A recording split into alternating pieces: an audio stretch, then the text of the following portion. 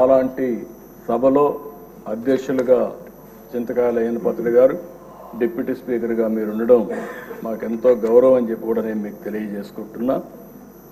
అయితే అధ్యక్ష నాకు ఒకటి అనిపిస్తుంది, మిమ్మల్ని నాడు రాష్ట్రానికి రానియని వాళ్ళు నేడు మీ ముందు సభలోకి రాలేని, కూర్చోలేని పరిస్థితి వచ్చింది.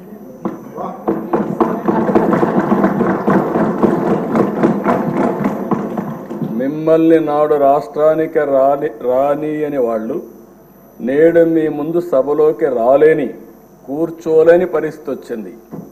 ఇది దేవుడు రాసిన స్క్రిప్టే. That is the beauty of democracy, that is the miracle. ఆ రోజు ఒక్క క్షణం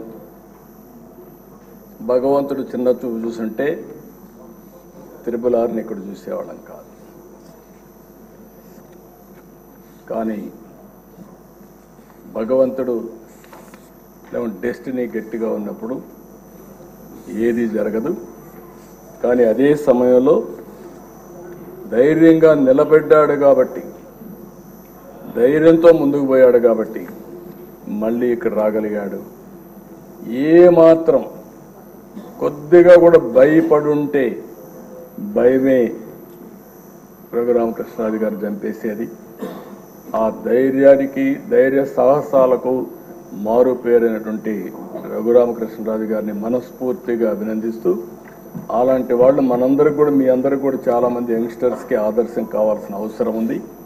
అది కూడా మీరందరూ గుర్తుపెట్టుకోవాల్సిన కోరుతూ, డిప్యూటీ స్పీకర్ గారు మీరు ఆ పదవికి వన్నీ తెస్తారని, మన శాసనసభను ఒక సమున్నతమైన సభగా నిర్వహిస్తారని మనస్ఫూర్తిగా ఆశిస్తూ, మనస్ఫూర్తిగా మీకు అభినందన తెలియజేసుకుంటూ, మీ సాహసాన్ని గురించి, ధైర్యాల గురించి రాజీ పడాల్సిన అవసరం లేదు. అదే సమయంలో